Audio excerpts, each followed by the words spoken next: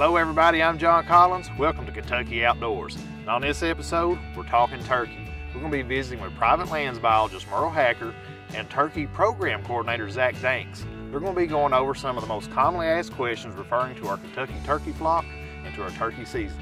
Hey folks, my name is Merle Hacker and I'm a wildlife biologist for Kentucky Department of Fish and Wildlife Resources. We're out here at the Salado Center. It's a warm, dreary February day. We're hoping to have some turkeys stroll through the background here in a moment because turkey's on my mind. I know it's on a lot of hunters' mind out there as well. We got our turkey program coordinator, Zach Danks, with us. Really happy to have him here. He's going to provide some wonderful insight for everybody with most commonly asked questions that we typically get. Population numbers is always a hot topic. So what's your numbers looking like this spring? Well, it is a hot topic. I get it every year, and biologists would love to have a crystal ball. We don't, but we know from our spring harvest totals and fall harvest, we monitor those pretty closely. So we would say anywhere from 300,000 to 400,000 birds probably in the statewide flock. Of course, it varies place to place, but on average, we got a strong population statewide. Absolutely, and working in private lands, you know, I talk to a lot of folks out there and people are seeing a lot of birds. So we're hoping it's a great year.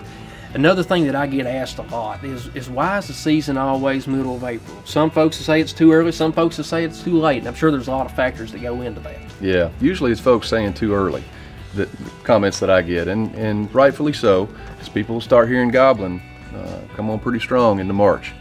The reason we time our season as we do is to strike a good balance between hunting opportunity, people getting out when gobbling's happening, but balancing that with the biological concerns.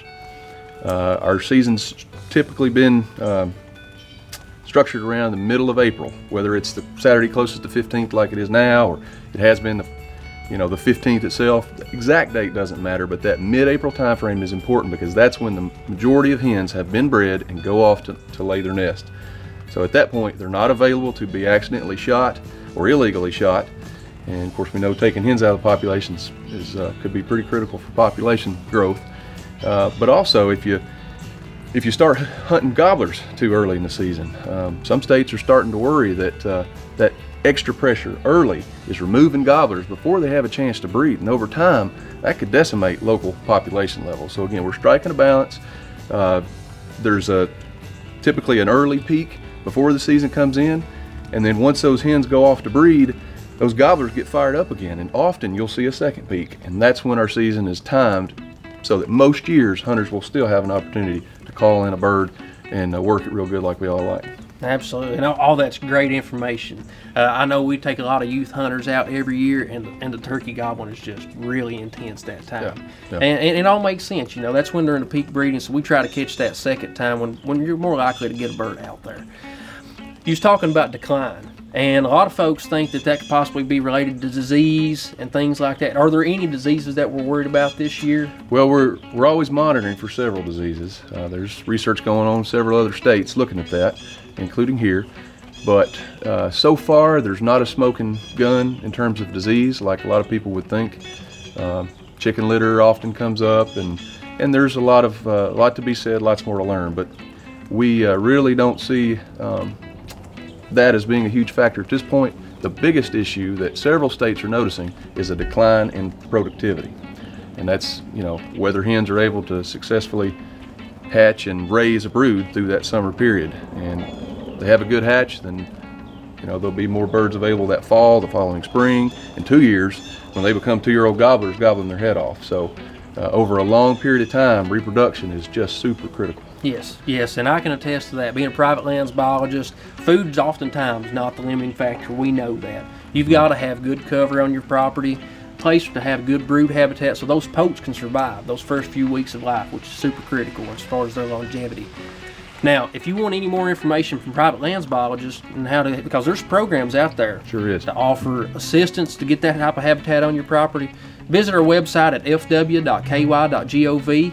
You can find a list of private lands biologists there. You can get in touch with one of those folks and they'll be happy to help you out.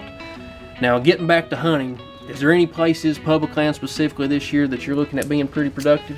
Well, year in, year out, the Daniel Boone National Forest in eastern Kentucky, 600,000 plus acres, great opportunities. You've got land between the lakes in western Kentucky, and then some of our wildlife management areas, Peabody WMA, Green River Lake, just we could go on and on. Several of the hunter access agreement areas that we have in eastern Kentucky offer great opportunities, maybe underutilized.